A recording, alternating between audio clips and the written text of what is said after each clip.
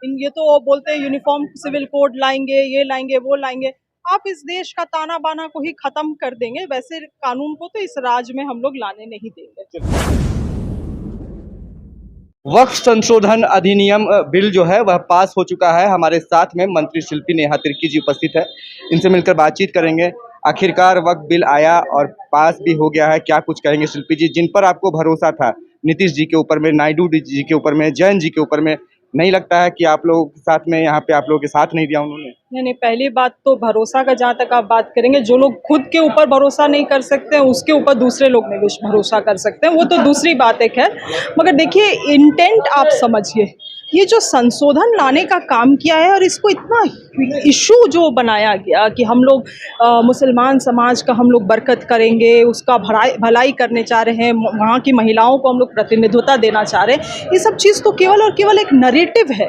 आप बताइए, आज के दिन में ऐसा कोई एक दिन नहीं होता होगा जहाँ पे बीजेपी के नेता बिना मुसलमानों को गाली दिए हुए सोते नहीं हैं, और आप बोल रहे हैं उस समाज का आप भलाई करना चाहते हैं। आपके पास एक भी मुसलमान महिला ना विधायक है, ना सांसद है, और आप बोल रहे हैं आप महिलाओं का प्रतिनिधित्व बढ़ाना चाह रहे हैं। तो ये एक तरीके से नरेटिव है।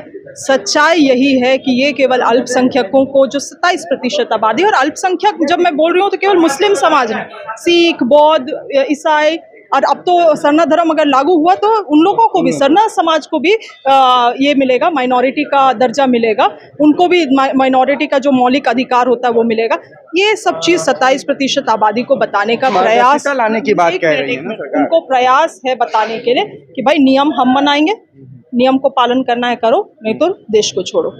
अगर पारदर्शिता लाना चाह रही है केंद्र सरकार तो दिक्कत क्या है? करप्शन मिटाना चाह रही है, वक्फ के जो प्रॉपर्टीज है उसका सही इस्तेमाल नहीं हो रहा, ये कह रही है केंद्र सरकार। नहीं, तो इन सभी चीजों के लिए ट्रिब्यूनल नहीं है क्या?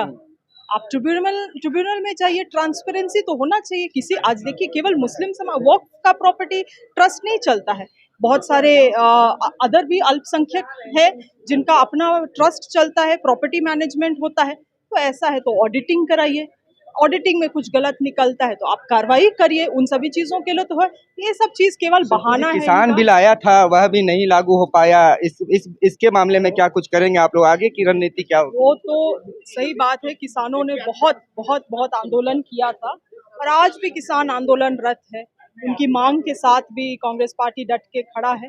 और देखिए, इसी तरह से जो भी, देखिए, हम लोग इनके नीति के खिलाफ है, इनका इंटेंट के खिलाफ है, और हमेशा आगे भी इनके इंटेंट के खिलाफ है। सरकार ही देख रेख करेगी वक्त की प्रॉपर्टीज को, अगर यह बिल पास होता है तो क्या कुछ इसमें देखेंगे? क्योंकि झारखंड सरकार के ही अधिकारी होंगे इसमें शामिल। देखिए, झारखंड राज्य में शामिल होगा कि नहीं होगा, ये तो बोलते हैं यूनिफॉर्म सिविल कोड लाएंगे, ये लाएंगे, वो लाएंगे।